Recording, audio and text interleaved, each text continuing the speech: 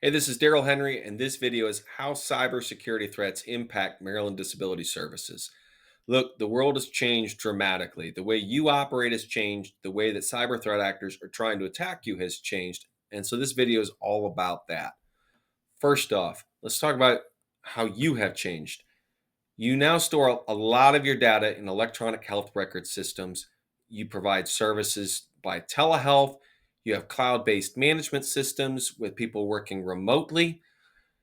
All of this makes you more and more vulnerable to cyber threat attacks. And I know one of the objections I get repeatedly from people is, well, I store all that data in the cloud.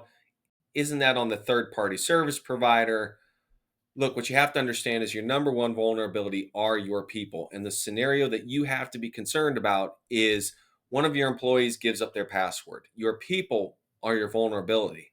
And so if a cyber threat actor gets through one of your people into your environment, that's a big problem.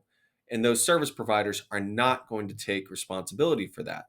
And so why are you at risk?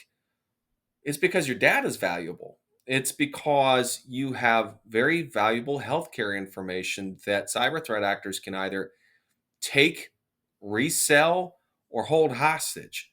There's a lot of money to be made. And cyber threat actors go after organizations of all sizes. It's really there are big cyber threat actors that target large organizations, and there are smaller mom and pop cyber threat actors that will go after smaller organizations. It really all depends on who's doing the work, just like any other industry. And so a small healthcare organization is perfect for them because you may or may not have the most sophisticated people protecting your environment. There's only so much money you can invest in it. And the value of your data has a lot of value to them. And so, what does it look like? Let's say one of your employees gives up their password to your electronic health record system, and a cyber threat actor is able to get in there and hold all of it hostage. Well, now you have to pay for letters and credit monitoring services and damages for all the people whose data was impacted. And then you're going to have to pay for recreating that data. And then if you can't operate while your systems are down, you're going to have to pay for that. And you start adding up the bills. The average cost per record in a cyber attack is about $200 per record.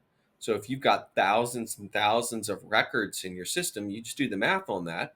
And then on top of that, from you as an entity, the liability damages, so the letters, credit monitoring services, and damages, that's only 50% of the issue. For you, 50% of the claim is going to be recreating your data and downtime. That's what's going to be super, super expensive for you. And so it's really important that you, one, have the right insurance program, but two, you need to be making sure that you're protecting your program from cyber risk. I really recommend that people work with managed IT service providers that can help you educate your people. Because, like I said, your people are your number one vulnerability. So they need to know what a phishing attack looks like. They can help you make sure you're backing up your data. They can making sure that you have the proper security protocols in place. And all of this is really, really important because the best claim that you can have is the one that never happens. And those are the people that can really help you sort that out.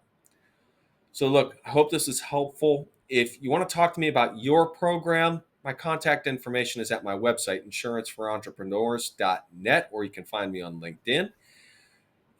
Um, Look, thank you so much for watching. If it was helpful, hit like and subscribe. It helps other people like you find the content. And as always, please go build something great.